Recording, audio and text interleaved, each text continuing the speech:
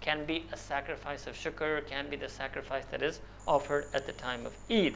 It means simply here that do your ibadat as Allah Ta'ala told you to.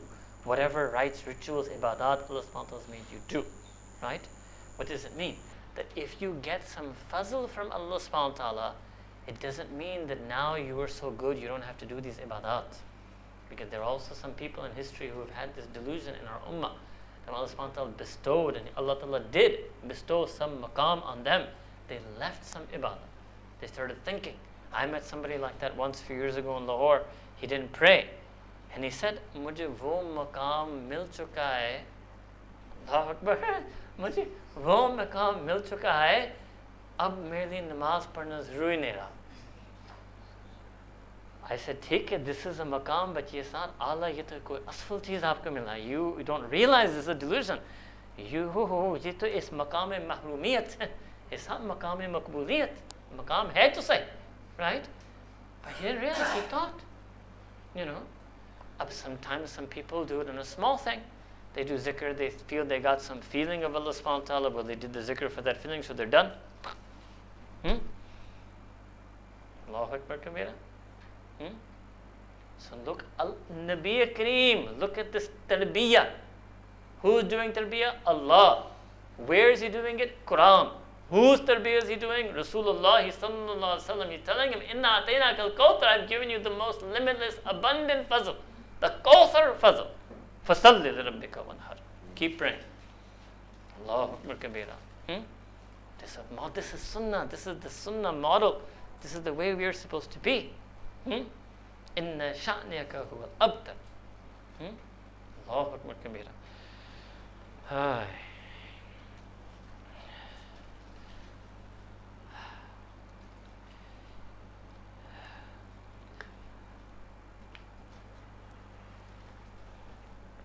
Okay. Now begins the next section. Next section, we'll start with section 6. Yes. Obedience to Nabi Kareem sallallahu alaihi wasallam. Now that we know that Allah Ta'ala has given so much fadl, so this is again appetizer, and again there will be main course. Now that we know that Allah subhanahu wa ta'ala has given so much fadl and karam to Nabi Kareem sallallahu alaihi wasallam, and that all of that's supposed to come through him to us, how do we get it?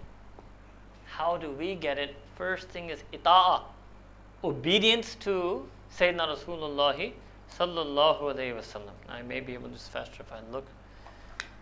Mushkil hai udhar dekhna. Okay. First verse we mentioned here in the passage, Surah An-Nisa, Surah 4, verse number 64.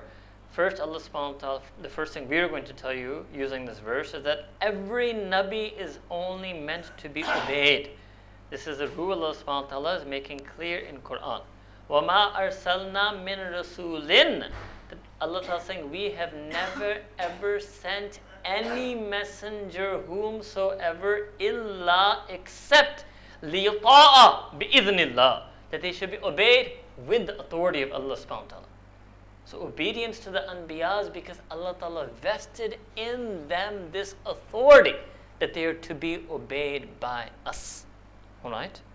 So then if you person says, I believe in Allah subhanahu wa ta'ala, but I don't obey the Prophet's hadith, so this is now the answer, these verses that you can take note of, or anybody can take this presentation as Quran al-Kareem. I mean, you can all download or bring your USB or copy the presentation, use it whatever you want. Alright? So, Allah Ta'ala's authority vested in every single Nabi. Every single Nabi has to be obeyed. So obviously then this is going to be true about our Prophet Sallallahu Alaihi Wasallam. So then Allah subhanahu wa ta'ala continues. I don't know if you gave the whole, yes, okay, good. وَلَوْ أَنَّهُمْ إِذْ ظَلَمُوا أَنفُسَهُمْ. Now Allah Ta'ala is saying that if the believers wrong themselves, ظَلَمُوا أَنفُسَهُمْ means, is a way, expression that you've got for sinning. This is the zulm you do on yourself, that you don't obey. And the nisbat here is what? That they didn't obey the Messenger sallallahu alaihi wasallam. So what they should do, ja'uka, they should come to you, Nabi Kareem sallallahu alaihi wasallam, fastaghfirullah, they are seeking the forgiveness of Allah subhanahu wa ta'ala, wastaghfara lahumur rasul, and the Prophet sallallahu alaihi wasallam will also beg Allah ta'ala to forgive them. Lawajadullah tawwabar rahima, surely you will find that Allah subhanahu wa ta'ala will relent towards them and accept their tawbah and shower all of His infinite mercy upon them. So the ulama of tafsir mention that Sahaba Ikram radiyallahu ta'ala anhum ajma'in, they had the ability to do that in their lifetime. For us, one way we can do this is to go to the road that the Athar in Medina Munawwara and Masjid Nabawi in Medina Munawwara, and to present ourselves in front of Nabi Kareem sallallahu alaihi wasallam and make istighfar to Allah subhanahu wa ta'ala. Alright? So this is a notion. Few things came in this ayah.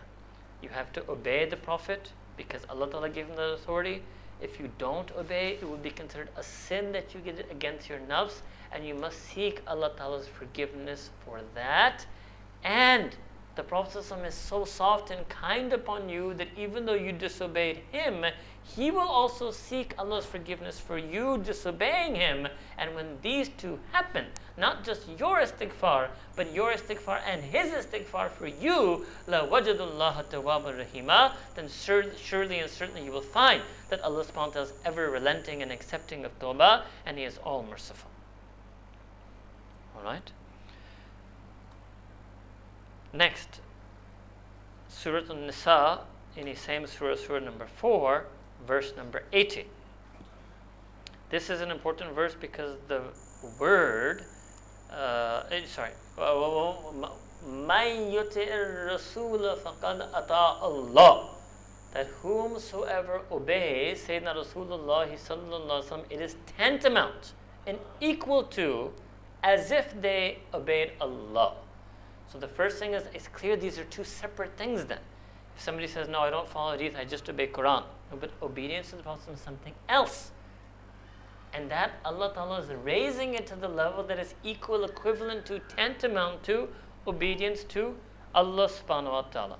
وَمَنْ تَوَلَّى, and whomsoever turns their back and spurns and avers and refuses to obey, the Prophet says, فَمَا أَرْسَلْنَاكَ عَلَيْهِمْ حَفِيظًا, we have not sent you as a watchman or as a guardian over them, that you have to make them obey you. You simply tell them you're not their watchman and guardian to make them do it. People will have ikhtiyar. They will have the ability to obey or not. Next verse is also Surah An-Nisa, going back now to verse 42. On the day of judgment, what will happen? يَوْمَ إِذٍ يَوَدُّ الَّذِينَ كَفَرُوا وَأَصَوُوا الرَّسُولَ. You can say Yoma then is referring to the day of judgment. Remember that day or what will transpire on that day. Okay? Now who are these people being talked about? Alladhina kafaru wa asawar rasula. They are those who disbelieved, and specifically what's mentioned about them, asawar rasul, they disobeyed. From masiyah. They disobeyed al-rasula, yani Nabi Kareem sallallahu alayhi wa sallam. What will they want? So go back to yawaddu means mawadda. They will love. They will ardently, desperately desire and wish what? Law tusawwa bihim al-ard, that the earth would just swallow them. وَلَا يَكْتُمُونَ اللَّهَ حَدِيثًا, but Allah Ta'ala will not conceal any matter of theirs on that day. They will want that they should become hidden and submerged on the earth, means they will have haya. They will feel shame. They will feel shame when they see on the day of judgment. Now, what does this mean? What happens is here is on the day of judgment, people will be able to clearly see. Number one, they will be able to clearly see the nur of Nabi Kareem sallallahu alaihi wasallam. They will be able to see haqqaniya. They will be able to see that he truly, really was a Nabi. They will see the nur, as Allah has mentioned in Quran, on the limbs of the believers from where they used to make wudu. They will see so many things that will make them realize that they should not have disobeyed the Prophet sallallahu alaihi wasallam. And they will have so much shame and regret and remorse. They will wish that they could just be swallowed up by the earth. But Allah subhanahu wa ta'ala says that nothing at all of their matter will be concealed by him. Alright? So this is all of that was just mentioned on the just out of obedience to the Prophet sallallahu alaihi wasallam, a separate, distinct type of obedience from obedience to Allah subhanahu wa ta'ala. And on the positive side, so if you look now on same surah, Surah An-Nisa, verse number 69. وَمَنْ يُطِعِ اللَّهَ وَالرَّسُولَ. But that person who shows up on the Day of Judgment, having obeyed Allah subhanahu wa ta'ala and the Prophet sallallahu alaihi wasallam, they will get eternal companionship with who? فَأُولَٰئِكَ مَعَ الَّذِينَ أَنْعَمَ اللَّهُ عَلَيْهِم مِّنَ النَّبِيِّينَ وَالصِّدِّيقِينَ وَالشُّهَدَاءِ وَالصَّالِحِينَ. They will be placed in the company and joined for eternity with those people whom Allah subhanahu wa ta'ala sent His special blessings and favors upon them. All of the prophets, all of the siddiqeen, true, virtuous followers of prophets, all the shuhada who give their very lives for deen, all of the salihin, the righteous and the pious, وَحَسُنَ أُولَٰئِكَ رَفِيقًا. And Allah subhanahu wa ta'ala says, indeed, virtuous and beautiful and excellent and noble, full of husn, are such people to have as companions for all of eternity. So the person who disobeyed the Prophet ﷺ will want to be swallowed by the earth, and the person who obeyed the Prophet ﷺ will be given this eternal suhbah of Nabi Kareem sallallahu alaihi wasallam. But then Allah subhanahu wa ta'ala also in Surah Al-Ma'idah, in Surah number 5, verse number 92, Allah subhanahu wa ta'ala also makes it clear that even if you are obeying, so وَأَطِيعُوا اللَّهَ وَأَطِيعُوا الرَّسُولَ. So this verse is also sometimes especially used because the verb, the fail atiu, comes twice. So nobody can say it's the same thing. وَأَطِيعُوا اللَّهَ وَأَطِيعُوا الرَّسُولَ. And obey Allah and obey the Prophet sallallahu alaihi wasallam, and Allah wahdaru, and then remain cautious. This is what we would translate, and remain cautious, right? Remain cautious or remain beware, be wary, remain wary. Allahu Akbar Kabira. Means you're obeying, still have taqwa, still be scared. Be cautious against disobedience. That's what it means. Remain wary against disobedience even while obeying. This is again to cure the person of the delusion. Some people have that problem. They start obeying. Because they obey, they become less wary of disobedience. It's a natural thing. Because they're obeying, they become less wary. That's why religious people fall into sin, right? Because they thought they had become somewhat religious, they had done some obedience, they became less wary. They ended up falling into sin. And sometimes the sinner, they're safe from doing that sin because they were more wary. They said, I have nothing, so I better be very careful and not make another mistake. Ajib. وَأَطِيعُوا اللَّهَ وَأَطِيعُوا الرَّسُولَ وَاحْذَرُوا. It's wa-ahdaru, but you read it together, wahdaru, and remain wary. Allahu Akbar Kabira. فَإِن تَوَلَّيْتُمْ فَاعْلَمُوا أَنَّمَا عَلَى رَسُولِنَا الْبَلَاغُ الْمُبِينُ. And if you spurn and you reject and you turn away from obedience and know, أَنَّمَا عَلَى رَسُولِنَا, beautiful way of telling, he's my Rasul, he's our Rasul, then on our Rasul there is no responsibility except al-balagh al-mubin, that he should clearly deliver the message to you. He's not hafiz over you to follow up and be your guardian and watchman to make sure you obey. Alright? Then, Surah An-Nur, Surah 24, verse 54. I'll just read these next few together, then I will explain this whole set to you, some nukat from the whole set of verses. قُلْ أَطِيعُوا اللَّهَ وَأَطِيعُوا الرَّسُولَ.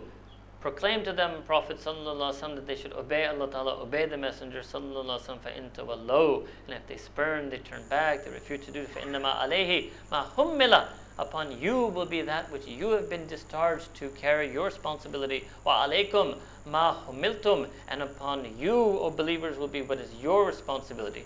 وَإِن تُطِيعُوهُ. If you look here,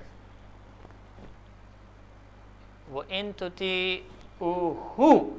And if you believers obey him, who, not huma, not Allah and him, not dual, the singular. If you obey him, Prophet sallallahu alaihi wasallam, tahtadu, you will be rightly guided on hidayah.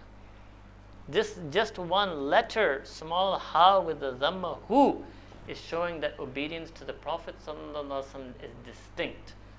All right. وَمَا عَلَى الرَّسُولِ إِلَّا الْبَلَاغُ الْمُبِينُ. All right. So it means obedience equals hidayah. That's the purpose of that verse. Obedience equals hidayah. Next verse shows you the opposite. Disobedience equals going astray. Next verse is Surah Al-Ahzab, Surah 33, verse number 36.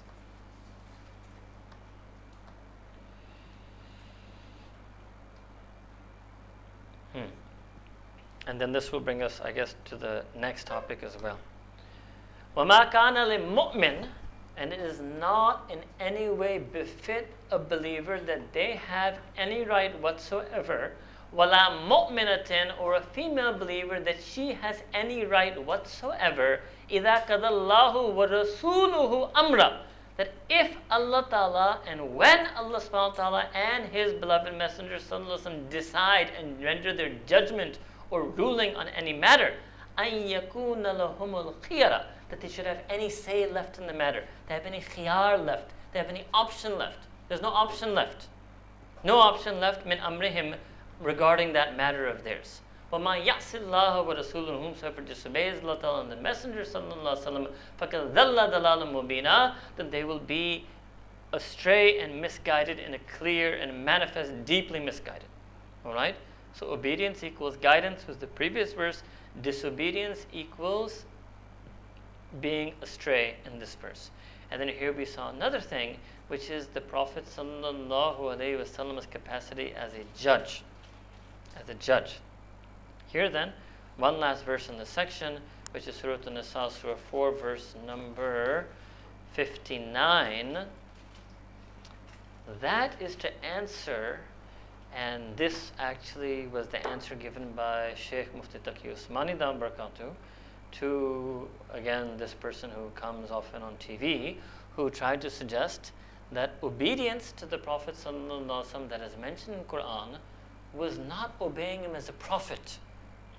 That's why there is no hadith and sunnah and these things except for few. It was the Sahaba obeying him as the ruler of their community. And that was for them, and he was the ruler of their community. And for us, he's just a prophet. So for them, sunnah means this, and for us, sunnah means this. Ajib, akli, soche, right?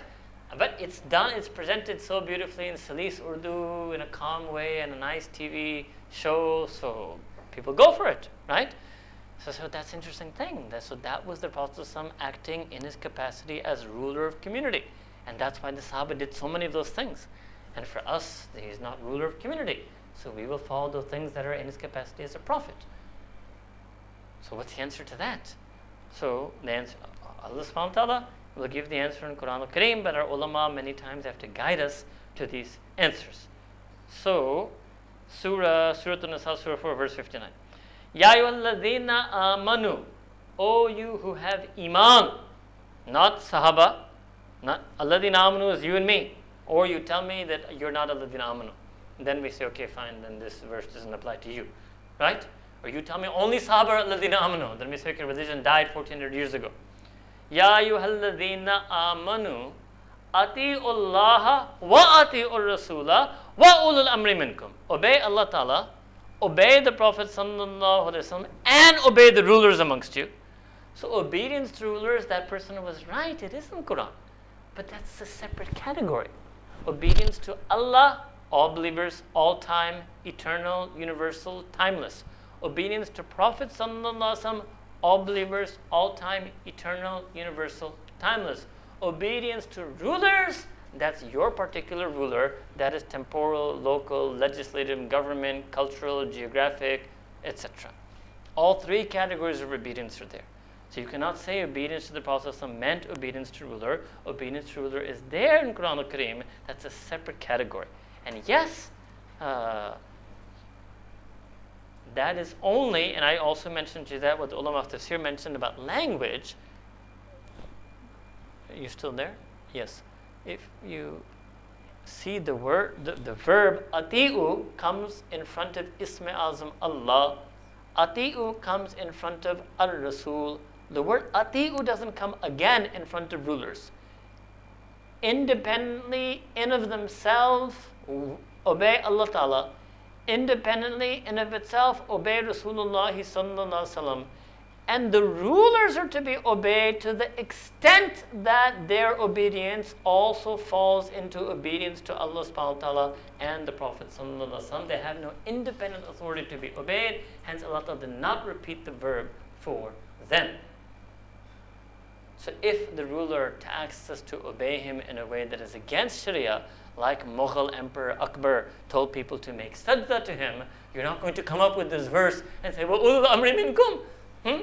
Right? We'll say no. Right? We don't make sajda. Right?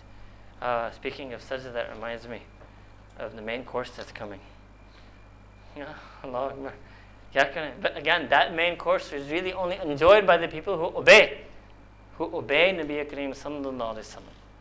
Who obey Nabi Kareem sallallahu alaihi wasallam. All right.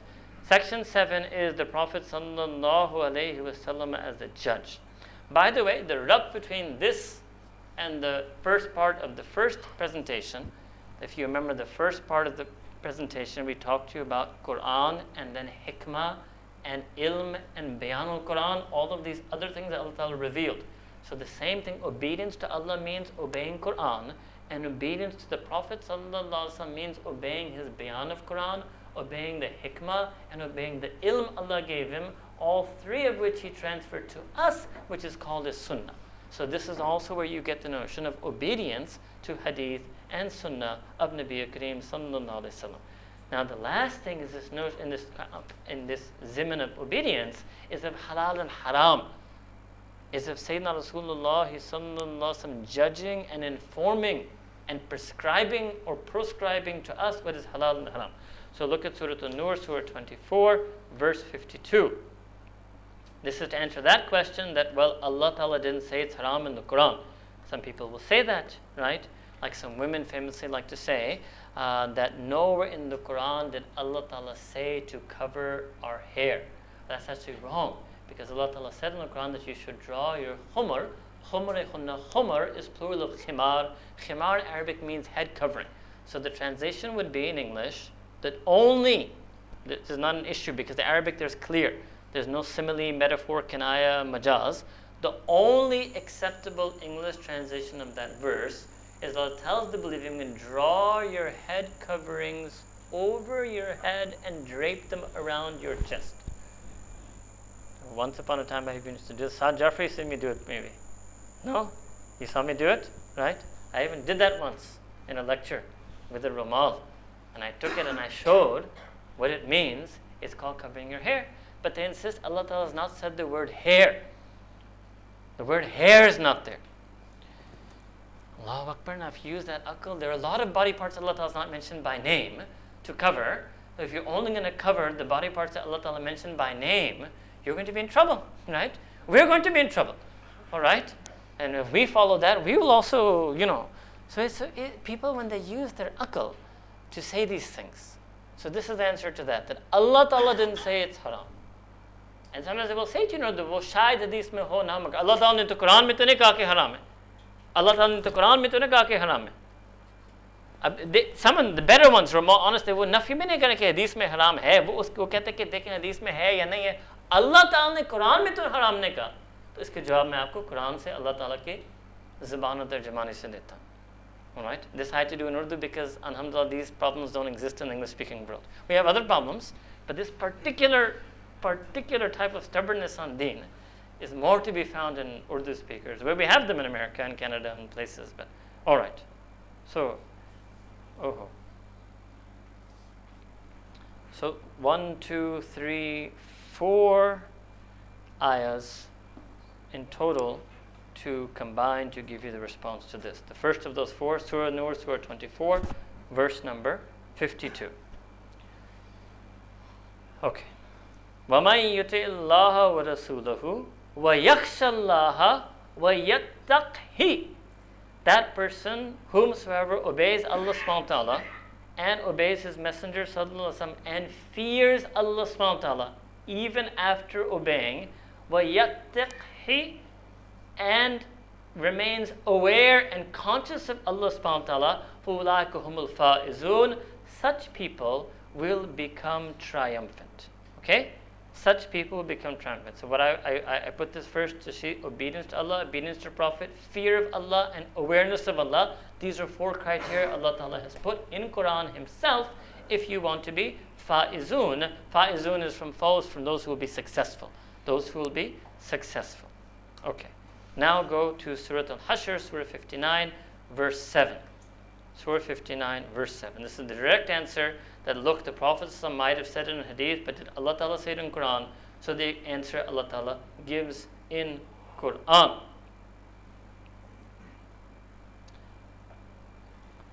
Maybe because He might have given you from the middle. Let me show you from here. Wama. Alright?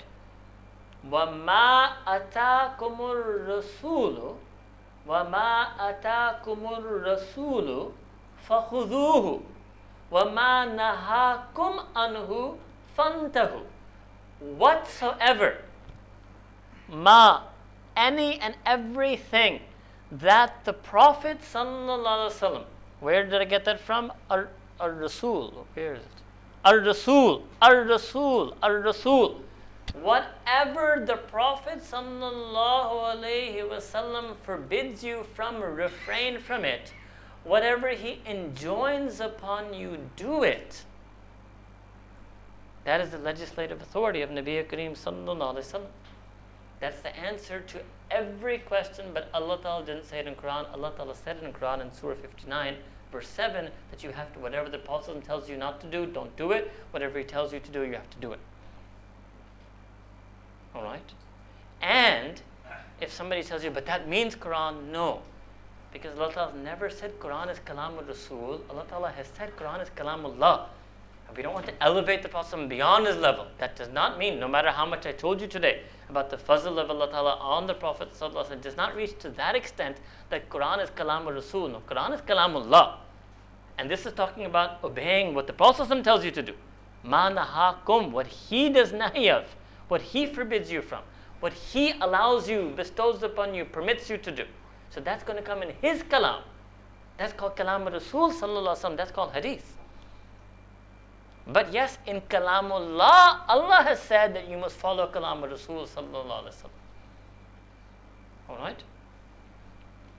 فَخُذُوهُ, grab it firmly. وَمَا نَهَاكُمْ عَنْهُ فَانْتَهُ, and what he forbids you from, I did the order wrong when I did it before. So first comes وَمَا أَتَاكُمُ الرَّسُولُ فَخُذُوهُ, and what he allows you, grants you, permits you, grab it. وَمَا نَهَاكُمْ عَنْهُ, and what he forbids you from, فَانْتَهُ, refrain from it entirely. وَاتَّقُوا اللَّهِ, remember before was khashiyat and taqwa, and fear Allah and be aware of Him always. Why? إِنَّ اللَّهَ شَدِيدُ الْإِقَابِ. And all the Mufassirin agree that these things come and erupt. What's going? Oh, sorry. Oh, I did that.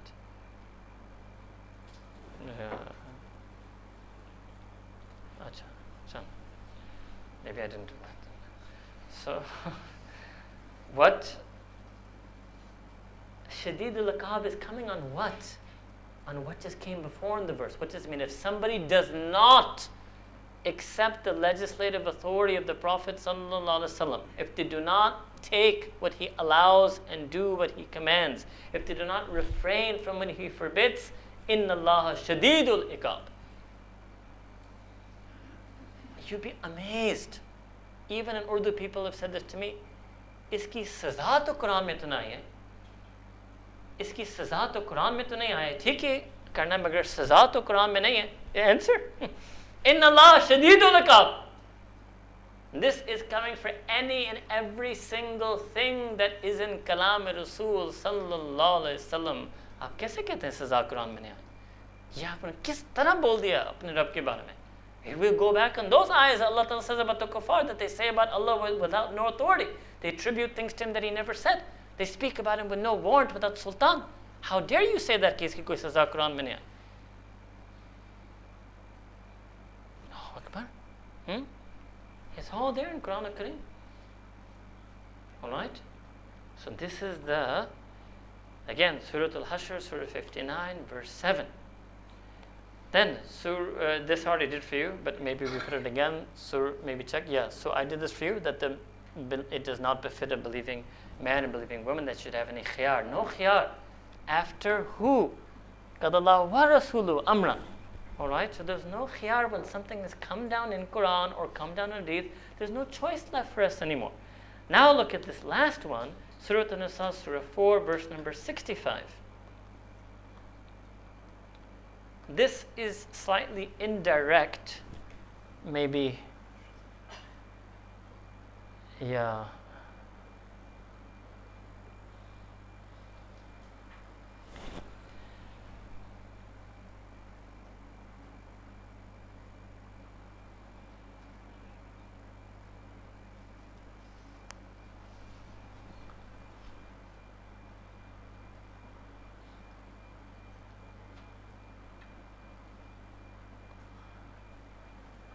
This one, okay, so sometimes people, they maybe don't translate this part. ثُمَّ لَا يَجِدُوا فِي أَنفُسِهِمْ حَرَجًا مِمَّا قَضَيْتَ. And they don't find in themselves any haraj. You know what to do. Any haraj in leaving that qadayta which you have judged. Okay? Now, no doubt, because this verse is originally, or first and foremost rather, talking about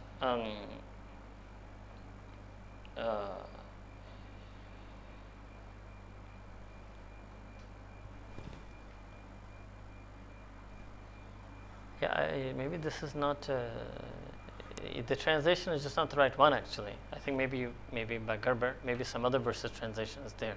Alright? So I would just explain this to you because that's something.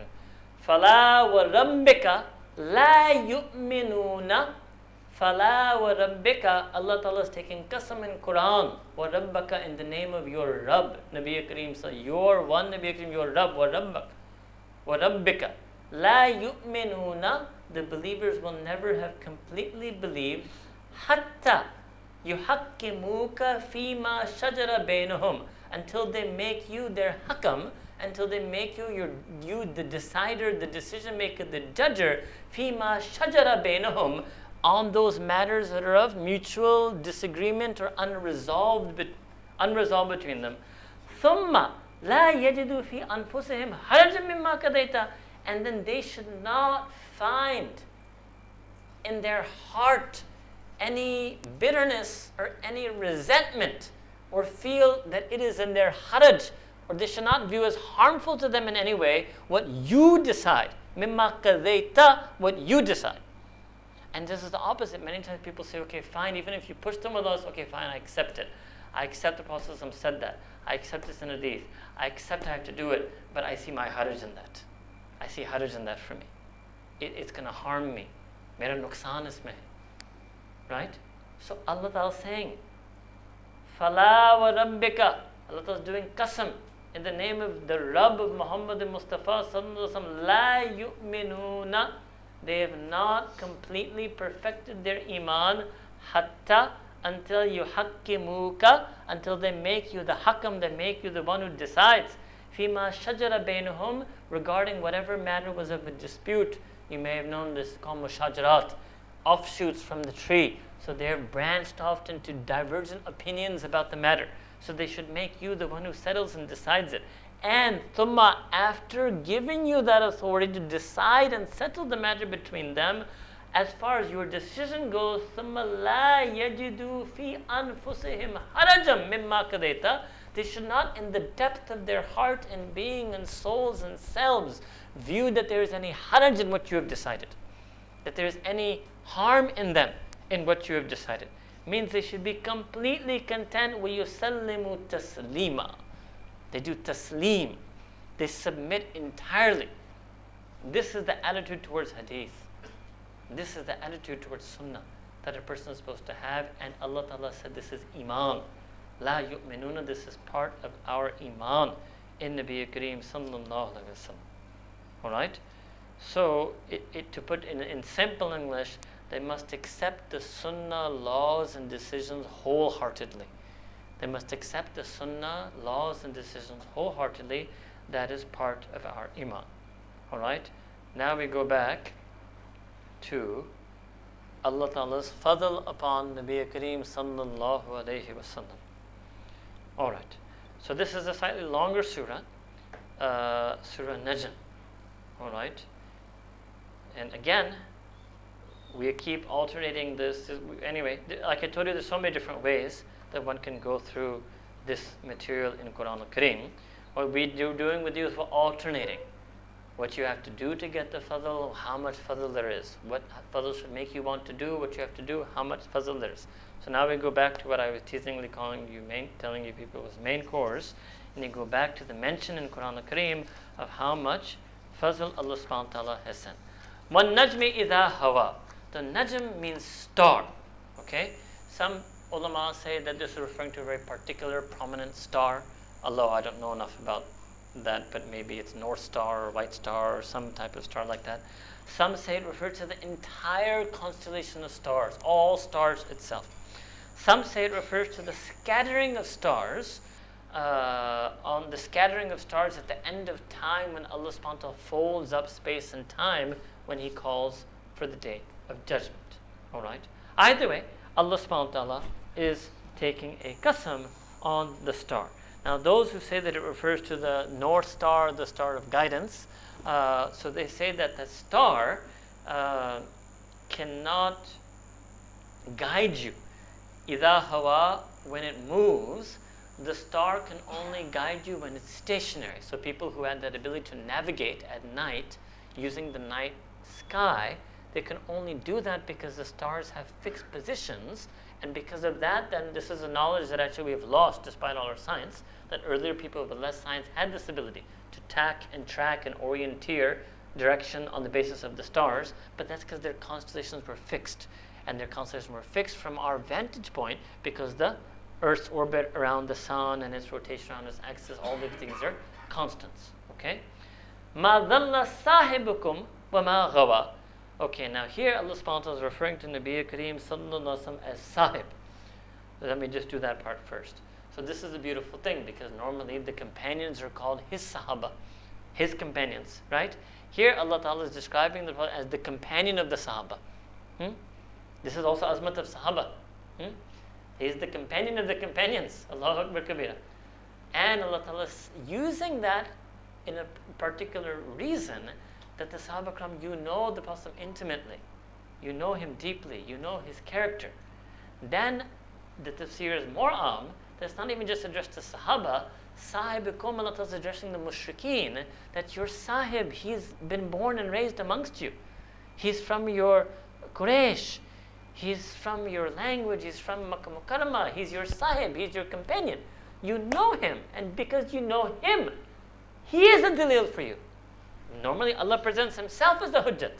Allah Ta'ala is presenting the life of the Prophet. It's actually 5:30. Okay. That's when I heard adhan and I was thinking, right? Okay. So I just finished because, let me just finish this one word, Sahib, then we'll come back and talk about Dhalla and Ghawa. Okay? So Allah Ta'ala is addressing even the non-believers that the Prophet is your Sahib. Because he's lived with you, it's enough for you to know that he's not astray, and ghawa means error, and I'll explain to you the difference between that. So dhalla means misguided, and ghawa means error. And ghawa is more intense actually. Ghawa means an error that is opposite to what is correct. Which means there's no, an error that is so opposite to being correct that it cannot be corrected. And dhalla means a person who may be astray, but they might be able to be rightly guided. Okay?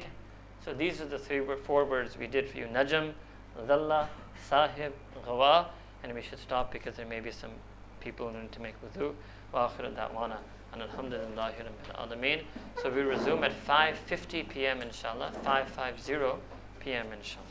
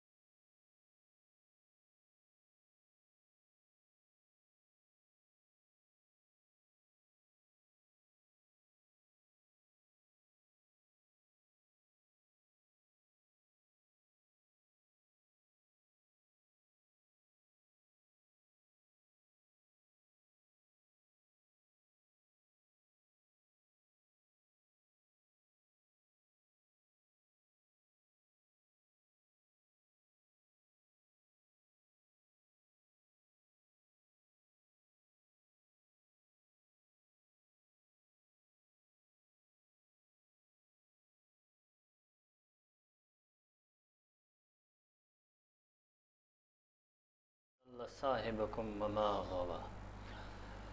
So in Surah Al-Najm, in the first section that we want to do, also Allah Ta'ala makes mention of His tremendous fazl on Nabi Kareem Sallallahu Alaihi Wasallam. Imam Fakhruddin al-Razi Rahimahullah Ta'ala in his tafsir mentions this difference that I told you between dhalla and ghawa. So ghawa is more intense, that error that cannot be corrected because it's so dead against what is correct. That error that is so incorrect, there is no hope for islah, no hope for being corrected. And dalla is from dalala, which means to be astray, but in a more general way, that a person could be guided. All right. وَمَا يَنْتِقُ عَنِ الْهَوَىٰ إِنْ هُوَ إِلَّا وَحْيٌ يُوحَىٰ. Here Allah subhanahu wa ta'ala is saying that Sayyidina Rasulullah sallallahu alayhi wasallam, he does not speak from his own hawa, from his own whims and fancies. Rather, everything he says, in huwa illa wahyun yuha, everything he is stating is a wahi, is a revelation from Allah subhanahu wa ta'ala, yuha, that has been revealed to him. That has been revealed to him. Allamahu shadidul quwa, and who has taught him this? Shadidul quwa is actually referring to the angel Jibreel alayhi salam. That he was shadidul quwa means of extremely intense power. Now why? Because it comes in another place in the Quran that the angel Jibreel came sometimes with punishment of Allah subhanahu wa ta'ala, raising up communities, overturning them. So he has extreme power also. Allah ta'ala has bestowed angel Jibreel alayhi salam with extreme power. And in addition, one of the main duties of the angel Jibreel alayhi salam was to deliver wahi to the anbiya. Now question is why? Because even the act of delivering the wahi requires so much zarf that only this angel, meaning the Imam al-Malaika, angel Jibreel alayhi salam, which angel? Shadidul Quwa, extremely strong angel, had the zarf to deliver this wahi. So that gives you also an ishara of the azmat of Nabi Kareem sallallahu alaihi wasallam, that how qawi, how strong must his zarf have been to receive it and to recite it and to bayan of it, to do talim of it, to teach it, to spread it, to become the Nabi of the Quran. Angel Jibreel is just the deliverer of the Quran. Alright? Then, continuing about angel Jibreel, Dhu mirratin fastawa. Dhu mirra means that angel Jibreel alayhi salam, mira'a actually originally means to argue or to dispute. So the angel Jibreel alayhi salam brought this revelation with a complete absence of argument and disputation. وَهُوَ بِالْأُفُقِ الْأَعْلَى ثُمَّ دَنَا فَتَدَلَّى. Alright. Now what happens is the angel Jibreel alayhi salam appeared to Nabi Kareem sallallahu alaihi wasallam in the horizon, or you can say in the sky, and Allah subhanahu wa ta'ala is going to describe now as an example of the fazl and karam is the qurb, how close angel Jibreel came to Nabi Kareem sallallahu alaihi wasallam. فَكَانَ قَابَ قَوْسَيْنِ أَوْ أَدْنَى. Qaba is referring to a distance. Qaws is the length of a bow. Some ulama say, like if you were to draw the bow, it's from top to bottom. That's a bit of a longer length, okay? The diameter of the arc of the bow. Some say it's from the middle to the string, which would be a slightly shorter length. So how you would say in math, from the midpoint of the diameter to the tip of the apex of the arc of the bow. All right? 2 such lengths, or adna, or even more near. So that's how close the angel Jibreel came to Nabi Kareem sallallahu alaihi wasallam, either that close or even more near than that. Then, when angel Jibreel was so near, a person might think that, okay, angel Jibreel delivered the message, So Angel Jibreel was the medium, but Allah subhanahu wa ta'ala refers it back to himself. فَأَوْحَى إِلَىٰ عَبْدِهِ مَا أَوْحَى. Then Allah ta'ala sent wahi to his abd, yani the Prophet sallallahu alaihi wasallam, to his servant and slave, ma awha, whatever Allah ta'ala revealed. Yani this is only Allah ta'ala knows. Allah ta'ala didn't say, فَأَوْحَى إِلَىٰ عَبْدِهِ هَذَا الْقُرْآنِ. Allah ta'ala didn't say, فَأَوْحَى إِلَىٰ عَبْدِهِ هَذَا الْكِتَابِ. That Allah ta'ala revealed this verse or this surah for that matter. Ma awha. And this also is understood that it's much more than just Quran al-Kareem. What Allah subhanahu wa ta'ala revealed to Nabi Kareem sallallahu alaihi wasallam. This should not be misused by some people who suggest that Sayyidina Rasulullah sallallahu alaihi wasallam had all ilmul ghaib or all esoteric knowledge, and they get a bit too esoteric about it. But it does mean that it's more than just the Quran al-Kareem. Okay. Then Allah subhanahu wa ta'ala says about the Prophet sallallahu alaihi wasallam, ma kadhaba al-fuadu ma ra'a. Fuad in Arabic is the heart of the heart. So qalb is the heart of a person. Fuad is the heart of the qalb, or the core of the qalb. Kadhaba means to belie, to lie, to do takdeeb. So the Prophet ma ra'a. Now Allah ta'ala changes the verb because wahi should have been heard. It should have been what the Prophet heard. But he did not belie what he saw. He did not belie what he saw. Up here now the Mufassirun have gotten into a lot of discussions. First they say that what he saw was Angel Jibreel alayhi salam. Okay, so when Angel Jibreel came so close to him, what the Prophet saw was Angel Jibreel. Others say that this is not referring to basarat, it's referring to basirat.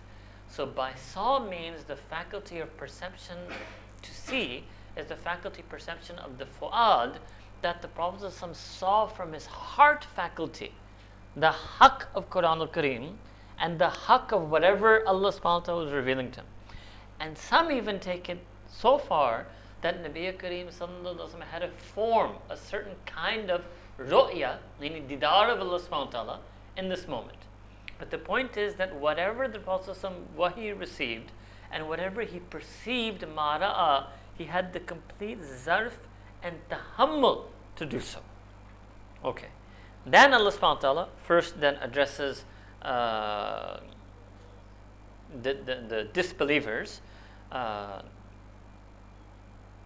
Addresses the disbelievers. أَفَتُمَارُونَهُ عَلَى مَا يَرَى.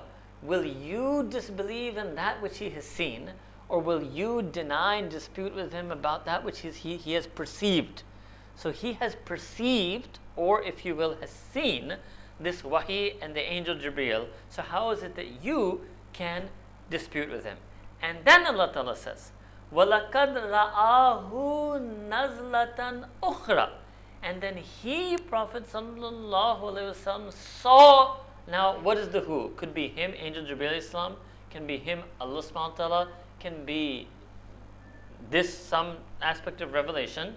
Nazlatan ukhra, in another nuzul, in another form of descent. And which was that? In the Sidratul Muntaha. And Sidratul Muntaha is this, they call it the lot tree, that is right next to the arsh of Allah subhanahu wa ta'ala, in the 7th highest level of heaven. And the Sidratul Muntaha represents the end, the final boundary. Arsh is also the boundaries. You can say Sidratul Muntaha is like our side of the boundary wall of makhluk, and arsh is Allah Ta'ala's side of the boundary wall. That's the best. This is all metaphor, but this is the best way you can understand in Kinaya. Sidratul Muntaha is the boundary of makhluk, and arsh is a boundary, so to speak, or a vantage point, istawa al arsh, that Allah subhanahu wa ta'ala has established, through which he then addresses creation. And it's past this Sidratul Muntaha and past the kursi and arsh that Nabi Kareem sallallahu alaihi wasallam was invited to on the incident of Isra and then Miraj, and then the Miraj. Alright? So one is Allah subhanahu wa ta'ala, the first descent is the angel Jibreel coming down to this world. That's why it said the sky, the horizon, he came into this world, came so close to the Prophet ﷺ, 2 bows length. The second is there at Sidratul Muntaha. So these are the ends. You can say these are the two horizons of the physical creation. One is earth, our known horizon, and one is the end of the beyond, or the end of all creation, which is Sidratul Muntaha.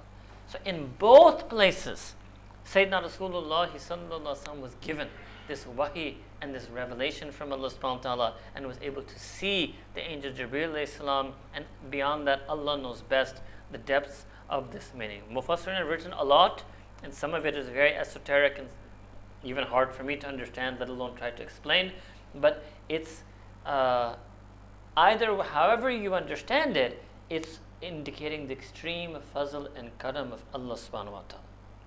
Okay, now this Sidratul Muntaha indaha Jannatul Ma'wa. What is Jannatul Ma'wa? So it's saying that Allah subhanahu wa ta'ala is saying in the Quran that next to the Sidratul Muntaha, or right by it, or right next to it, is this Jannat called Ma'wa. Again, here the ulama of tafsir have written many different things. Some just simply take it to be Jannatul Firdaus. And it's the Ma'wa, it's the residence of the Anbiya, the residence of people who get such a vision that was just described above. So those were the Anbiya who got to see the angel Jibreel. Alright? Allahu Alam. Right? But Allah subhanahu wa ta'ala, Ma zagha al-basaru wa ma tagha laqad ra'a min ayati rabbihil kubra. Now, then another thing that Allah subhanahu wa ta'ala says about the Prophet, Ma zagha al-basaru, that his, you want to call it gaze or heart perception, did not waver, وَمَا تَغَى, and he did not look at anything that Allah Ta'ala did not command him to look at. Allahu Alam. Both people have written about this, Tajalliyat, all those words will come. Tajalliyat, Hijabat, Fuzat, Asma, Sifat, Zil, that Allah subhanahu wa ta'ala revealed something to him, but the Prophet did not, out of his haya and his ubudiyya and his servanthood and slavehood, did not try, his gaze did not transgress, he did not try to look beyond whatever Allah subhanahu wa ta'ala wanted him to look at. Alright? So, Daniel Mubin's mother wants him to come outside. Daniel Mubin's mother wants him to come outside. Shine Haini. Okay. Alright. And then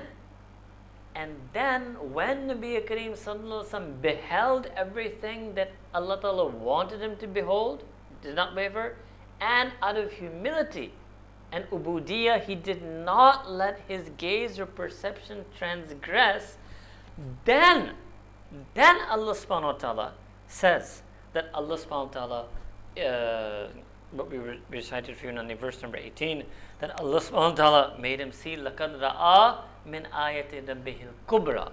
Then Allah Ta'ala made him see the kubra, the great, tremendous, incredible ayat of his Rabb. So this is beyond wahi now. It's not ayat Quraniya. Ayat rabbihil kubra means some, Allahu Alam, signs of Allah Subhanahu wa Ta'ala. This is Allah Subhanahu wa Ta'ala describing. So this is Allah Ta'ala started by saying, no, he's not, he's your sahib. He's not astray, he's not in error. What he is reciting truly is wahi, but it's not just that his shan isn't even just this, that what he is reciting is Quran, is wahi. His shan is much more than that. Not only has wahi Quran been revealed to him, he has gotten qurb Jibreel alayhi salam, he has been brought to Sidratul Muntaha to see so many other things, and then he was even given to seeing the ayat kubra of his Rabb, which is even much more than the ayat of Quran. Allahu Akbar Kabira. Now, even you can see when I'm explaining to you, we cannot fully understand what these things are, but we know this much, that it is the shan of Nabi Kareem Sallallahu Alaihi Wasallam. It's something incredible. It's something amazing. It's something unique that Allah subhanahu wa ta'ala bestowed upon him. Alright? So this was about Surah Najm, not the whole surah, Surah Najm, Surah 53, verses 1 to 18. Then just very briefly we will talk a bit about the Miraj, because we don't have so much time left. So Surah Al-Isra, because we can do this briefly because mashallah more people know more about this incident. Isra was the night journey from Makkah Mukarramah to Bayt al-Maqdis, and Miraj is then the ascension from Bayt al-Maqdis all the way up to now beyond even this Sidratul muntaha. So Allah subhanahu wa ta'ala begins the surah on this topic. Subhanalladhi asra bi abdihi laylan min al-masjid al-harami ila al-masjid al-aqsa. All praise and glory is to the Allah subhanahu wa ta'ala who took by night his servant and slave from Masjid al-Haram, yani Makkah Mukarramah, ila Masjid al-Aqsa, yani Quds Sharif. Alright, that's the first journey. That itself is a fazl of Allah subhanahu wa ta'ala, because all of you remember that there Allah ta'ala made Nabi Kareem sallallahu alaihi wasallam do imamat of the Anbiya in Salah. So for example, a question, right, that on the one hand it comes that Allah ta'ala made the Prophet do imamat of the Anbiya in Salah, and then it also comes that when the Prophet went up, that's when Allah ta'ala gave him the Salah. So did the Prophet lead the Anbiya before he went up or when he came back down? So first Akhu would say, well, he must have led them when he came back down because there was no Salah before he went up. So he must have gotten up, got Salah, came down on the very first time he prayed, he led them. But some riwayat suggest that the Prophet led the Anbiya even before he went up in Salah. Alright? So, anyway, so that moment was also a fazl and karam of Allah subhanahu wa ta'ala on Nabi Kareem sallallahu alayhi wa sallam. Alright? And what happened then? That's not even mentioned in Quran. What I told you in Surah Najm is not referring to Miraj. That's a separate incident, the Sidratul Muntaha one. What happens in Miraj is an additional incident. So then a third type of bestowal or witnessing or ru'ya that is granted to Nabi Kareem sallallahu alaihi wasallam, and all we can say about that is it's even greater than the one that took place at Sidratul Muntaha. Even greater than the Ayat al-Kubra of the Rabb is what was given to the Prophet sallallahu when he went on Miraj. That is the fazl of Nabi Kareem sallallahu alaihi wasallam. All right, means it's unimaginable, unfathomable for any human being to understand or imagine or explain how far Allah subhanahu wa ta'ala and how much Allah subhanahu wa ta'ala has bestowed upon Nabi Kareem sallallahu alayhi wa sallam. Alright. Then, in the same surah, if I'm not, actually no, that's coming later. Okay, we keep it in this. So go then Surah Baqarah, verse 14. Okay, now this is another fazl of Allah subhanahu wa ta'ala on the Prophet sallallahu, which is what we call tahweel al-qibla. This is also important because I will also illustrate the lessons like we were doing before. There's no lessons for us in that ayat Sidratul Muntaha and Ayatul Kubra and Miraj. That's all, that stuff is khas, mukhtas, unique to Nabi Kareem sallallahu alayhi wa sallam. Alright? However, in Surah Baqarah, and it's a long passage where Allah subhanahu wa ta'ala talks about how the Prophet sallallahu alayhi wa sallam was gazing upward because the Prophet wanted that Allah subhanahu wa ta'ala should change the Qibla. Alright? The Prophet ﷺ wanted that Allah subhanahu wa ta'ala should change the Qibla from Jerusalem to Makkah Mukarramah. Now what happened here was that all the time in Makkah Mukarramah, the Prophet ﷺ was praying in a way that both Qiblas were there. So praying towards Jerusalem through the Kaaba. So facing that jihat of the Kaaba, which if you continued, you would hit Jerusalem. So this wasn't really felt, although even then, strictly speaking, the Qibla was not Kaaba, the Qibla was Jerusalem. But outwardly, apparently, hissi, what we call hiss, it didn't feel like that. However, when Nabi Kareem went to Medina Munawwar, then these directions become different. Direction of Jerusalem is one way, and direction of Makkah Mukarramah is a different way. So when they arrived in Medina Munawwar, they felt it more. Now they really felt that they were praying towards Jerusalem and not towards the Kaaba. Alright? So then what happened was Sayyidina Rasulullah he wanted that the Qibla should be changed, but he didn't make dua for it on his tongue. He just used to look. Although Nabi Kareem has made many du'as, I read one dua for you. He has made many du'as to Allah Ta'ala for many things that he wanted. But for the Kaaba, for the changing of the direction of Qibla, he simply looked upwards. Now, why was he looking upwards? One was that he was looking, waiting for Jibreel to come, because I just showed you that Jibreel used to appear on the horizon and then descend and come so close to him, closer than Qawsain. So that's one reason he was looking, because that's from the horizon that Jibreel would come. Some say Nabi Kareem sallallahu alaihi wasallam was looking upward in terms of the transcendence of Allah subhanahu wa ta'ala. Allah is not physically up, because our aqeedah about Allah subhanahu wa ta'ala, la makana lahu, la jihat lahu, He transcends space. He's not up there in the clouds like, medieval people used to believe, right? So better than to think that Nabi Kareem Sallallahu Alaihi Wasallam was just looking away from the world or looking towards the coming of the angel Jibreel. All right? So this is, you have all this. Yes, okay. Surah Baqarah 144. Qad nara. Now, Allah subhanahu wa ta'ala is saying what? That we see you. Before, what we had is that the Prophet saw Allah. The Prophet was doing the ru'yat. He was seeing and he was being shown. Now here, this is also, and some say this is even a greater fazl, because one is for the beloved to let you gaze upon them, be it here or Sidratul Muntaha. And then even greater fazl is for the beloved to deign to gaze at you, for the beloved to look at you. So this is what Allah subhanahu wa ta'ala is saying, Qad nara, that we were gazing upon you, watching you, looking at you, Prophet sallallahu alaihi wasallam, when you were turning your face. Wajhaka fis sama'i, you were turning your face in the direction of, like I told you, upward for that reason. All right? Now, how long was this going on? Imam al-Baydawi mentioned in Tafsir that it was 16 months after arrival in Hijrah that they kept praying in that direction. And for 16 months, Nabi Kareem Sallallahu Alaihi Wasallam was gazing upward for 1 year, 4 months. And the Prophet, but he never made dua. Inside his heart for 16 months he kept having this desire, and all that time Allah Ta'ala was gazing at him. And then remember what I told you before about the kalam being azl, that actually since past forever Allah Ta'ala's been telling the Prophet this, that I've been gazing at, I've been looking at you, gazing upward, wanting the qibla to change. So 16 months Allah Ta'ala was enjoying Didar Rasul Sallallahu Alaihi Wasallam. That's what it means. He was enjoying, looking. This Qad nara was going on for 16 months. Allahu Akbar Kabira. And enjoying the adab and haya. That Nabi Sallallahu is gazing, waiting, wanting, but he didn't have jurah to make dua for it. Not even once in 16 months did he make dua. Allah Ta'ala changed the qibla. So for us also, Ajib, the Arafin Mufassirin wrote that it's also a model for us. That this is adab. Sometimes you make dua to Allah Ta'ala when you want something, and sometimes present that araz with your heart without giving voice to it with your tongue. And how to tell this is simply just to be natural. So if there's something you naturally feel like making dua, make dua. There's not necessarily a better way. And if sometimes you naturally feel that, no, my Allah knows what's in my heart, I won't say it. Sometimes you should do that. यानी दोनों अंदाज अपनाना चाहिए. नबूवत के अंदाज जो है ना वो अपनाने के लिए हमें सिखाए गए कुरान में.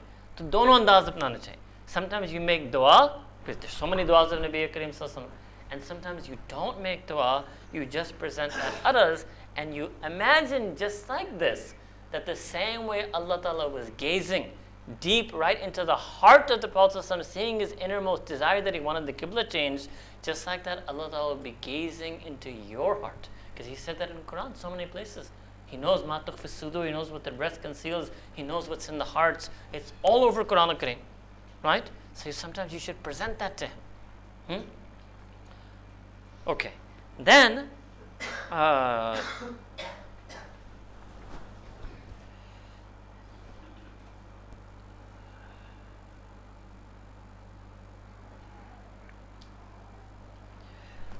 then also they write that just like the Prophet ﷺ wanted a direction of qibla, any direction for prayer, if you were searching for a spiritual direction in your life, you're unsure, you're unclear, you're confused, you're stuck in sin, you want some direction.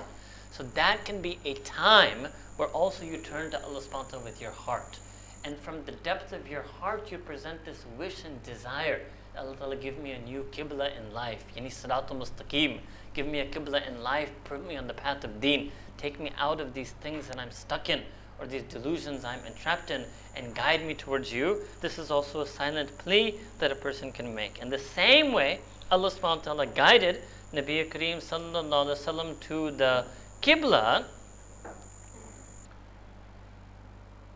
فَلَنُوَلِّيَنَّكَ قِبْلَةً تَرْضَاهَا, that we then turned you towards the qibla that pleased you, then Allah subhanahu wa ta'ala will then also turn us towards the direction of deen that will give us happiness and sukoon and contentment in this life and also in the akhirah.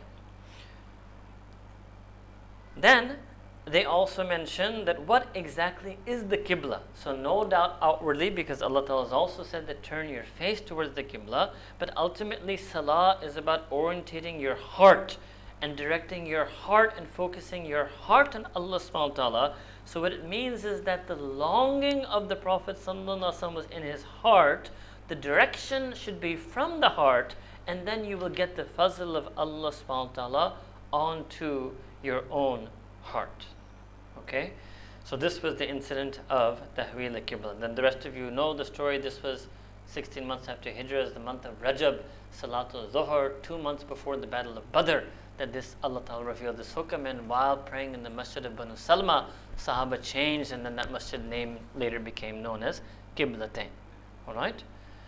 And then people still go and to visit it, and but ऐसा नहीं है कि आप इतने भी कहते maybe उधर ही पढ़ूंगा Jerusalem जोर की और दरमियान में मैं उधर change करूंगा, हाँ ऐसे नहीं.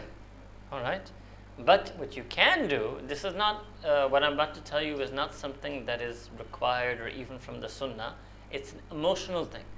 Maybe I should explain this, that when any person goes to any of these historical places, there's nothing mentioned in the Quran and Hadith what you should do at that place. But you go there to emotionally connect yourself with history and the things you know from Quran and Hadith that took place at that place.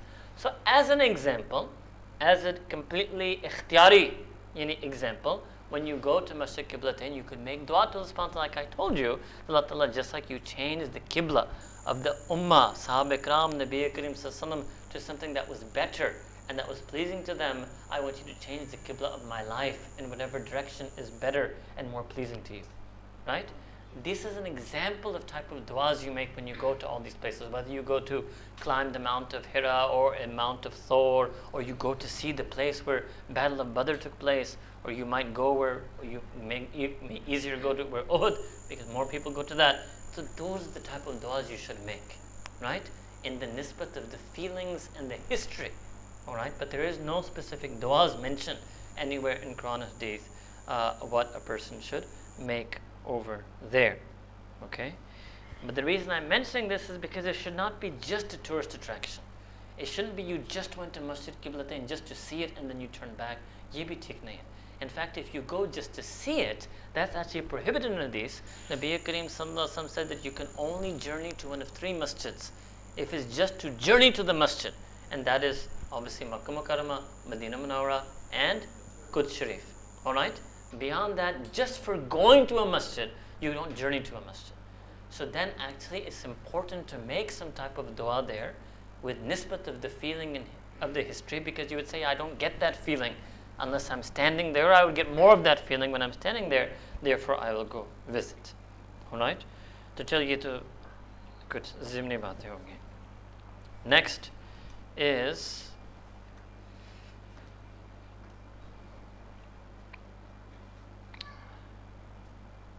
Surah Al-Fath. Alright, actually why don't you do the next one, do 32, we'll come back to this. It's also Surah Al-Fath, but from the start. Alright, so this is Surah number 48. This is also a word Allah subhanahu wa ta'ala has used as part of his fazl on Nabi Kareem sallallahu alaihi wasallam. Inna fatahna laka fatham mubina. So what does it mean? What is this fath? Alright, so fath in Arabic means victory, okay? Triumph. So first view of tafsir is that this is Fatih Makkah, okay? Second, which is actually more preferred by the ulama, is that this is the Sulh of Hudaybiyah. And the deep reason why they say this also. Number one, because this pledge took place, which is known as Baytul Ridwan, that the Sahaba Ikram made a pledge in Hudaybiyah to be firm and steadfast on the path of jihad. Doesn't mean they weren't firm on that before, but the incidents that led to the Sulh of Hudaybiyah made the Muhajirun, Ansar, Aus, Khazraj, old Sahaba, new Sahaba very united, very strongly united. So they view this as a fath itself, that the victory and triumph lay in the great sense of unity and community that came over Sahaba Ikram in this fath. So then if you now go back to that slide, I'll just explain that because that comes later, because we're not going to go all the way up to verse 10. So Allah subhanahu wa ta'ala says, إِنَّ الَّذِينَ يُبَايِعُونَكَ إِنَّمَا يُبَايِعُونَ اللَّهَ يَدُ اللَّهِ فَوْقَ أَيْدِيهِمْ. That indeed those who gave bay'ah to you, Prophet sallallahu alaihi wasallam, it is as if they gave bay'ah to Allah. So remember before we did an ayah about obedience, that who obeys the Prophet sallallahu alaihi wasallam, faqad ata Allah. It's as if they obeyed Allah subhanahu wa ta'ala. So here, this is why it's called bay'at al-ridwan, that Allah ta'ala was so happy. And that's actually another verse of Quran, لَقَدْ رضي الله عن المؤمنين إذ بايعونك تحت الشجرة. Okay, that's another verse of Quran Kareem referring to the same incident. Okay, so this is viewed as a fath, that the bay'ah they made on this jihad was so beloved to Allah subhanahu wa ta'ala. Allah ta'ala says, as if they've given bay'ah to Allah. Okay, so that was a victory and a triumph. Second reason, which is a very beautiful thing, which I only learned but there are quite a few things I learned for the first time preparing this for you, but this one in particular, is that the Sulh of Hudaybiyah, because some people viewed it as it wasn't successful. The Sahaba were turned back. They weren't allowed to go to Makkah Mukarram, but instead they made the treaty. But what a victory and triumph that came from that was because there was a Sulh. Now the mushrikeen of Makkah and the Muslims of Medina were at peace, so they started interacting. Before, they weren't interacting with each other. And then when these mushrikeen of Makkah started interacting, because they were interacting now, so many of them started converting to Islam. Before they weren't interacting, they weren't even hearing Quran. Now they started mingling, and it's peacetime. There's been peace treaty, and they were all old friends getting together, families, cousins getting together. And in that process, so many of them accepted Islam. And it's that which they say, that so many of them accepting Islam, that actually became the sabab for Fatah Makkah later. So they actually say Fatah Makkah's real Fatah started at Hudaybiyah. Now it's a beautiful lesson, because it shows in peace is dawah. That's what Hudaybiyah is giving us, whereas normally a person just thinks only in offensive jihad there's dawah. So the lesson we get, actually the real Fatah came in Hudaybiyah, not even Makkah. And because the Fatah came in Hudaybiyah through the Sulh, that's why Fatah Makkah was almost entirely bloodless, non-violent. Alright?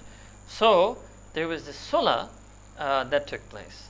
And third, that they also got the glad tidings in Hudaybiyah that the Byzantines defeated the Persians. But that will then, if I comment on that, perhaps zyada khush ho jayenge, because wo thodi si siyasi baat hai. Yeah, they were aware, means the Prophet and Sahaba Ikram were aware of great power politics. To put it in our term, what was going on between the Byzantine and Persian Empire was actually important to them. They were aware of these things for certain reasons, and if you have, to whatever extent you need to be aware of it to play a positive role in society, you should also be aware of it to that extent. Alright, then Allah subhanahu wa ta'ala, so go back to that first, the verses, the go next, 32.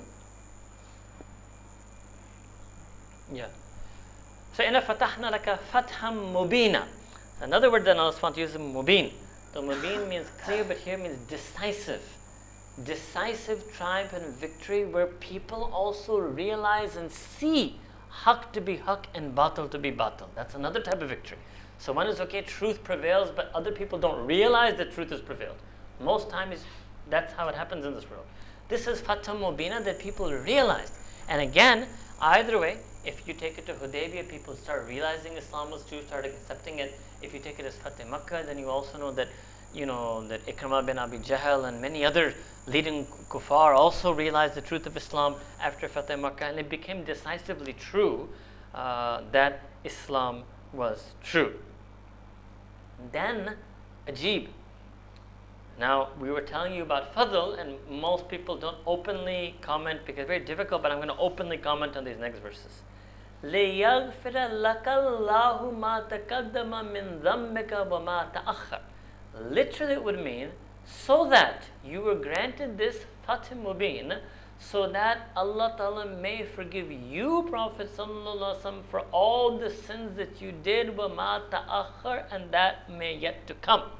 Now for a Nabi, what does it mean? How can you use the word dhanb? Dhanb means sin.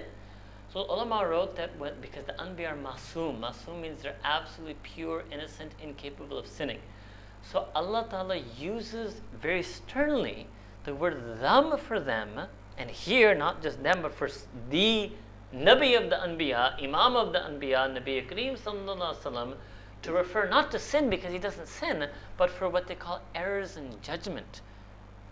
Maybe some mistake in strategy or how to deal with the kuffar. Like, as you know, Abasa wa Tawalla. So once Nabi Kareem was sitting and he was trying to work on this more wealthy, influential kafir, hoping with ikhlas and with niyyah that he would accept Islam, and by his accepting to Islam, a lot of good would come.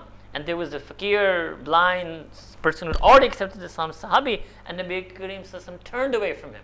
So Allah Ta'ala sent down wahi, right? So that type of error, right? You can call it error, you can call it khilaf awla. But to be stern with the Prophet Sallallahu Alaihi Wasallam, Allah doing tarbiyat in Quran of Nabi Kareem Sallallahu Alaihi Wasallam, Allah says done. But then that's also a fatah for the Prophet Sallallahu Alaihi Wasallam. So Allah Ta'ala is telling the Prophet Sallallahu Alaihi Wasallam that any such whatever minor juziyat, like the incident of Abasa wa Tawalla, that may have occurred or may even still occur, all of that is finished.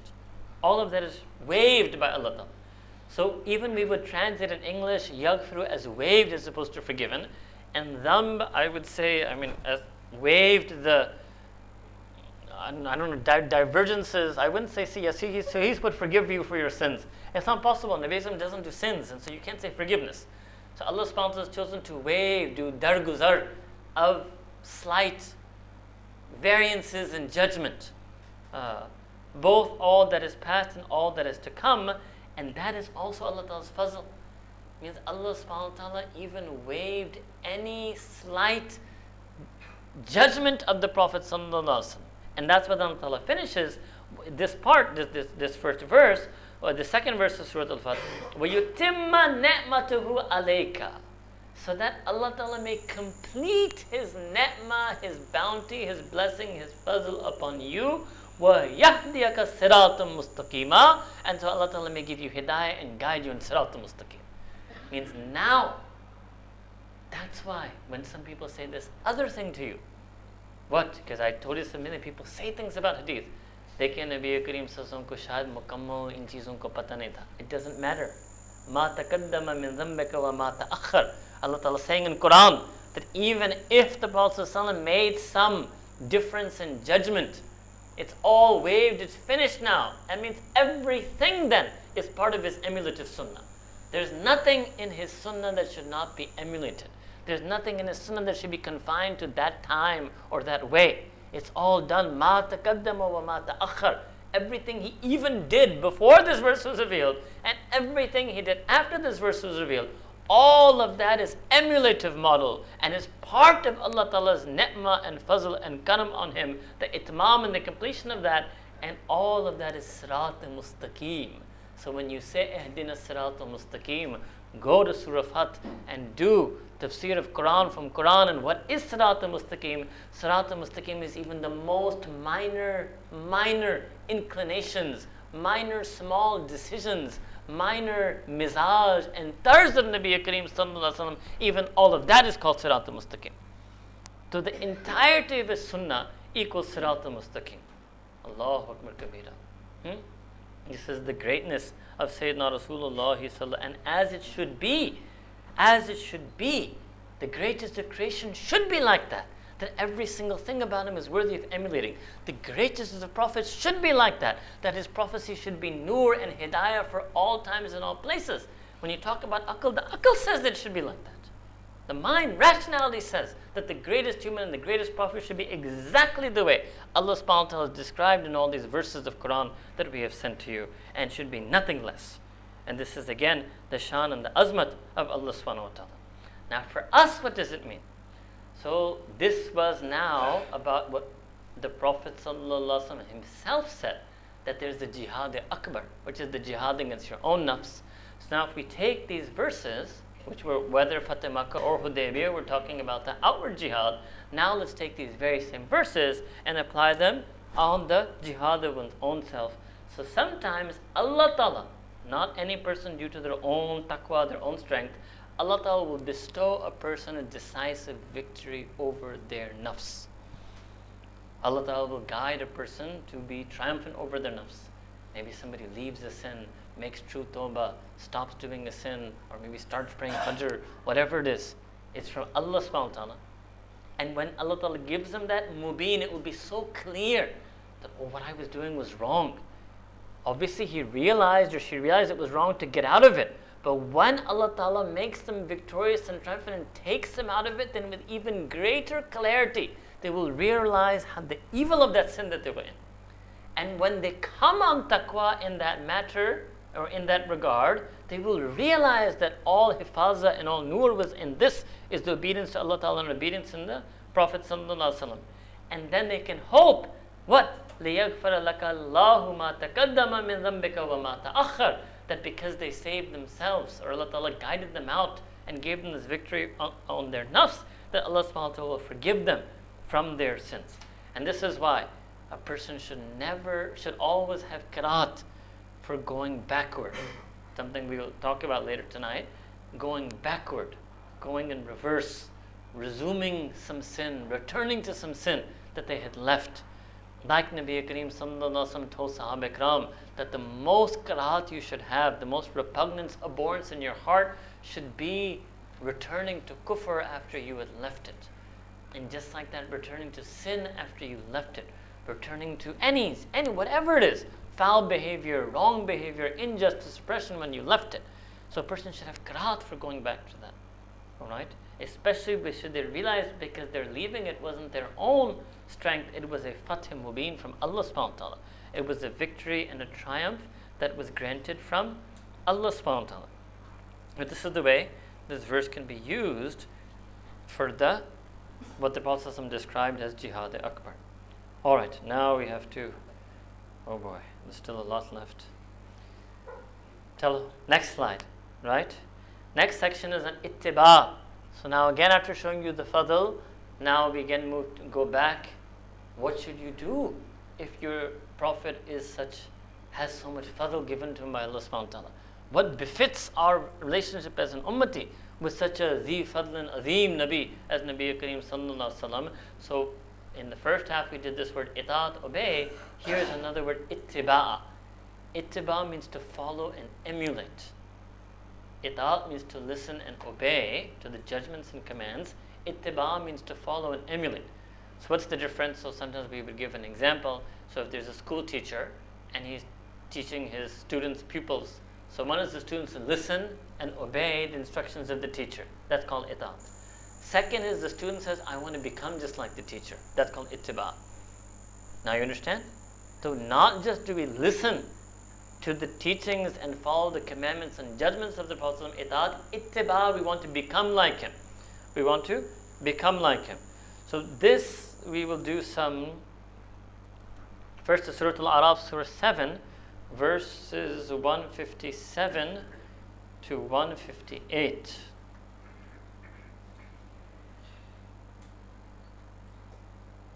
Okay. الَّذِينَ يَتَّبِعُونَ الرَّسُولَ النَّبِيَّ الْأُمِّيَّ. Those who do ittiba of the messenger or prophet who is unlettered, sallallahu alayhi wasallam. Okay. الَّذِينَ يَجِدُونَهُ مَكْتُوبًا إِنْدَهُمْ فِي التَّوْرَاةِ وَالْإِنْجِيلِ. So first addressing that, al-kitab, that they have found mention of him written down in their own very scriptures. يَأْمُرُهُمْ. He, Prophet sallallahu alaihi wasallam himself, is again part of the legislative thing, will command them bil ma'ruf, to that which is known to be virtuous and true.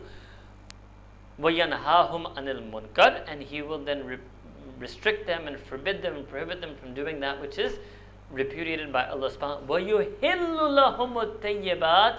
He will make halal for them the things that are pure. وَيُحَرِّمُ عَلَيْهِمُ الْخَبَائِثِ. And he will declare unlawful for them the things that are foul. Alright? So this shows that the part of ittiba of the Prophet ﷺ is to make him the authority in what is halal and haram. Okay, next. Oh,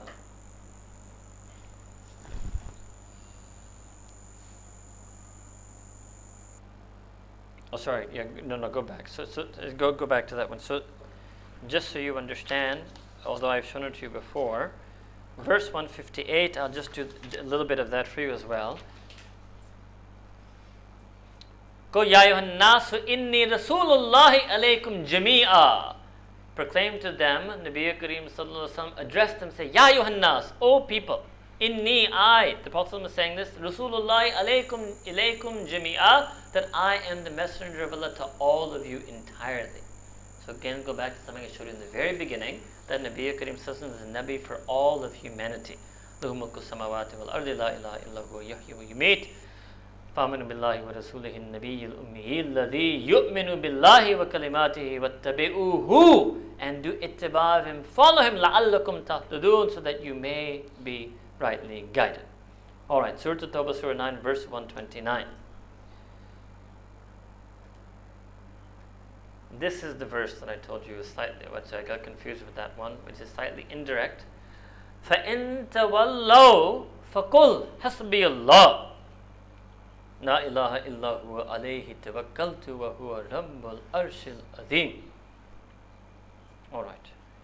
This is something that I will actually do these. Why don't we skip this, because I will do this later. This slide is coming again. Go to the next slide. Surah Furqan, Surah 25, verse 29. Is that what you have? Surah Furqan, Surah 25, verse 29. Here there's a very important word, and this is going to come up in a couple of ayat that I have to show you. Now, what happens to this person on the Day of Judgment? They will be standing in front of Allah subhanahu wa ta'ala, and they did not follow the Prophet sallallahu alaihi wasallam. Alright? And what will they say? Yakulu ya, so this is the end of verse 27. Yakulu ya laytani ittakhadtu ma'ar rasuli sabila. They will say, okay, maybe that's, so it's 27 to 29. I'll read it for you. The end of verse 27, just two verses before this. Yakulu, that person will say, standing on the day of judgment, ya laytani, woe to me, ittakhadtu, if only I had taken ma'ar rasuli sabila, if I had made my sabil, my way of life, my lifestyle, along with Nabi Kareem sallallahu alaihi wasallam. Ya waylata, laytani, lam attakhid fulanan khalila. Woe to me, if only I had not taken fulan, so-and-so, as my khalil, as my intimate companion instead. Then, now 29, لَقَدْ أَذَلَّنِي عَنِ الذِّكْرِ بَعْدَ إِذْ جَاءَنِي وَكَانَ الشَّيْطَانُ لِلْإِنسَانِ خَذُولًا. This Khalil, person who I took as my friend, instead of the Prophet ﷺ, he made me go astray from the zikr, from the remembrance of Allah Ta'ala, from the admonishment and advice in Quran. Ba'da id ja'ani, after the Prophet ﷺ had come to me, and now indeed Shaitan is the one who has deceived and duped all people. Okay? So, what it means is that to follow, the reason we put this verse here is that there's a word here, sabil, okay? And what Allah subhanahu wa ta'ala is teaching us in Quran to do, ittiba rasul, is a sabil. It's a way, it's a path, it's a life, it's a lifestyle, okay? Now look at that same word, sabil, Surah An-Nisa, so next slide should be Surah An-Nisa, Surah 4, verse number 115. So ittiba rasul sallallahu alaihi wasallam is called a sabil, okay? Now look at this. Verse 115, Surah Nisa, Surah 4. وَمَنْ يُشَاقِقِ الرَّسُولَ مِنْ بَعْدِ مَا تَبَيَّنَ لَهُ الْهُدَى. That person who severs themselves from Nabi Kareem sallallahu alaihi wasallam after clear hidayah has been made clear to them. وَيَتَّبِعْ. Now what it should say is what? وَيَتَّبِعْ غَيْرَ سَبِيلِهِ. They follow a sabil other than his. Or غَيْرَ سَبِيلِ الرَّسُولِ. Sabil other than, no. What does it say? What Allah subhanahu wa ta'ala say in Quran? وَيَتَّبِعْ غَيْرَ سَبِيلِ الْمُؤْمِنِينَ. And they follow a sabil other than the mu'mineen. So it means that the mu'mineen also, are the ones who are on the sabil of Rasul sallallahu alaihi wasallam. All right? This is one of the many ayat, and that's a separate discussion where this concept of Ahl Sunnah wal Jama'ah came. Ahl Sunnah, you can understand, I've been talking to you so much about the Sunnah of Nabi Kareem sallallahu alaihi wasallam. So some people say, where does the word Jama'ah come from? The Jama'ah simply didn't mean in Jama'at. Jama'ah meant Jama'at al-Mu'mineen. That's what Jama'ah means in that. Jama'ah to Sahaba were the original Mu'mineen who are meant here, right? And then generally all of Mu'mineen. So what it means is this is that verse that referring to a collective aspects, that following the Sunnah is a collective sabil for all Mu'mineen. It's not just an individual thing. There will be a collective aspect to following the path of the Sunnah, and that has to be found with all of the Mu'mineen. Alright, you can skip the next one. Skip the next one. Go to 40. Okay, no. Go back, go to 39. Go to Surah Al-Ahzab, Surah 33, verse 21. It must be 38. Okay, yeah. Alright, this is a verse that many of you would know. This is quite well known. لَقَدْ كَانَ لَكُمْ فِي رَسُولِ اللَّهِ أُسْوَةٌ حَسَنَةٌ. Another word, uswa. Right, that indeed you have for your own benefit in the Prophet sallallahu alaihi wasallam an uswa. Uswa is again life model, role model, life model, role model. And what type of uswa? Hasana. Hasana from husn, from beauty, from excellence, from nobility, from virtue. But, now watch this. For who? Lil mu'mineen? Not for everyone. Liman kana yarju Laha wal yawmal akhirah wa dhakara Allah kathira. 3 conditions. Who will be able to find the Sunnah beautiful? Not everybody, not every mu'min, not just iman is not enough. They must have 3 extra things. Number 1, yarjullah. Raja, they have hope, yearning, longing for Allah subhanahu wa ta'ala. Number 2, wal yawm al akhirah. They're yearning for the last day, means the whole akhirah. All of their yearning is for akhirah. And number 3, wa dhakara Allah kathira. And they make a lot of zikr of Allah subhanahu wa ta'ala. This is why Mashaykh would focus on these 3 things along with ittiba sunnah. Number 1, you must have love for Allah subhanahu wa ta'ala, longing for Allah ta'ala, yearning for Allah subhanahu wa ta'ala. Number 2, you must focus on akhirah, not so much on dunya, what they call zuhud. And number 3, you must make a lot of zikr of Allah subhanahu wa ta'ala. So sometimes if somebody says, okay, my mind agreed with everything that I heard, but I just don't find the sunnah attractive. I don't find the sunnah appealing. I don't find myself being motivated or inspired to follow the sunnah. Then they should go to this verse, and there must be one of these 3 things, or 2 of the 3 things, or all 3 of the 3 things that are lacking in them, due to which they can't see the husn of the sunnah of Nabi Kareem sallallahu alaihi wasallam. So they must increase their love, longing, yearning for Allah subhanahu wa ta'ala. They must decrease their attachment to dunya and increase their focus on akhirah. And number 3, they must increase their zikr of Allah subhanahu wa ta'ala. They must increase their remembrance of Allah subhanahu wa ta'ala. Alright, section 11. Section 11, I think maybe we just... I'll just verbally tell you what they are. So section 11, the first slide, the topic of section 11 is our adab with Nabi Kareem sallallahu alaihi wasallam. So because of his azmat and his fazl that Allah Ta'ala has mentioned, there's certain adab. Some of them Allah Ta'ala has mentioned in Quran. Some of them are very basic. One is, in a couple of them come in this section of Surah An-Nur, Surah 24, verse 62, do not leave without his permission. Next slide, verse 63, do not call him as you call one another. Let me just explain this one a little bit.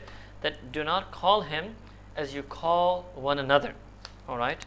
What does it mean? Number 1, it means don't address him.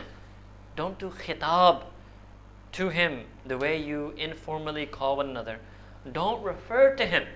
This is why it's important to say salawat.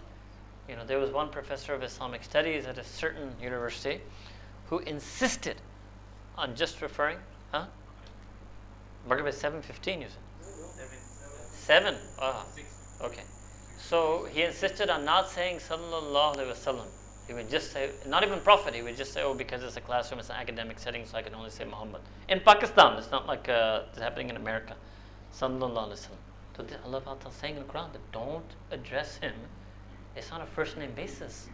You're not on a merely first name basis with him. Even if you're doing dawah to a non-Muslim, how can you omit the salawat? That's part of the dawah for them to see how highly you value and esteem your Nabi. And if you try to descend yourself to their level, they say, well, there's nothing, what is he calling me to? He's referring to his Prophet on a first name basis. There's nothing special here. Alright? So this was this verse. Next verse, if you go to Surah Al-Hujurat, and then you can, like I said, take this presentation. So, and it's all in Quran anyway. So do not raise your voices. Next verse, which was a bit of an interesting, that do not ever cause any harm. Next slide. Not next verse. Next slide, which is Surah Al-Azab, Surah 33, verses 53-54. Do not harm him in any way.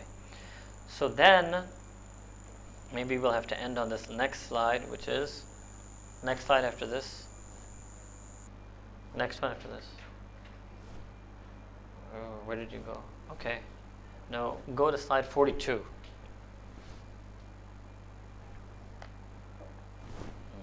Okay, go to 43. 41. Okay, so there's one missing. Chalo. Surah Al-Qalam, Surah 68, verse number 4. Alright. Surah Al-Qalam, Surah 68, verse 4, and then we'll have to stop on this verse. Okay, and that is, a lot could be said about this, but Allah subhanahu wa ta'ala said in Quran, وَإِنَّكَ لَعَلَى خُلُقٍ عَظِيمٍ, that indeed Nabi Kareem sallallahu alaihi wasallam is on a khuluq which is adim. So khuluq, for those of you who've seen, it's also the same root as khalq or makhluk. So why is this? This is different than sifat. Khuluq can be with a sukoon on the lam or a dhamm on the lam. Khuluq means those attributes that have become so intrinsic, so ingrained, so intentional. It's not just sifat, they become the zat of a person. They're such great akhlaq, they've become part of his zat, his khalq, his mukhlukiyya, his very existence. This is the word Allah subhanahu wa ta'ala used in Quran al-Kareem to describe the noble sifat of Nabi Kareem sallallahu alayhi wa sallam. And you may know that Mu'mineen Sayyida Aisha radiyallahu anha mentioned in hadith that why, if somebody asked her, tell us about this khuluq, so she said that khuluquhu al-Quran, that the characteristics of Nabi Kareem sallallahu alayhi wa sallam was Quran. He was Quran. He was walking, talking, living, breathing embodiment of Quran. He was Quran incarnate. He was the embodiment of Quran. He was the heart of Quran. He was the ruh of Quran. His essential character was Quran al-Kareem. Allahu Akbar, she was also Ajib, radiyallahu ta'ala anha. And khuluq means, now go back to, that's the last thing I can absolutely tell you. That's the false asam. I could take you till Fajr. Out the Maghrib ki baat karne. Huh? Don't worry. So the last thing I will tell you then, literally will be last because you will see I'm going to close this also. I'll close mine. Tazkiyah is supposed to lead all the way to khuluq. So when Allah Ta'ala told the Prophet zakihim, it means purify them through this Quran and hikmah and sunnah so much, put it so much in their heart that it becomes who they are. It enters into their zat itself, and that is called khuluq. And that is also the fazl of Nabi Kareem sallallahu alaihi wasallam, that not only did Allah Ta'ala give him this khuluq adim, but through him and his nubuwah, and supposed to have been teaching his ummah, that the ummah was supposed to also have that level of khuluq. And that effort is called tarbiyah and tazkiyah. And that doesn't come just from a presentation, and that doesn't come from recitation, and that doesn't come from explanation. That is a totally different effort. And it's really, this is also unfortunately lacking, but still किसी दर्जे में माने में फिर भी कुछ लोगों के अंदर कुछ तालीम बाकी है, मगर तरबियत जो है ना और तज़किया जो है वो almost has become finished. And that's the real legacy of Nabi Kareem sallallahu alaihi wasallam, that it goes all the way in. Otherwise, if we don't make that niyat today, then everything we did was just academics, it's just fluff. It's just a nice academic intellectual presentation of different verses of Quran. So the real follow-up and follow-through is to take all of the greatness of what Allah subhanahu wa ta'ala gave to our beloved Prophet sallallahu alaihi wasallam and drink it and drown it and absorb it into our heart so that it becomes part of our zat and our khuluq, that we are truly his ummati. So that would have been then another thing to discuss with you, but at least we can make niyat for that. Wa akhir da'wana and alhamdulillahi rabbil alamin. Men should go to the masjid for Maghrib, inshallah.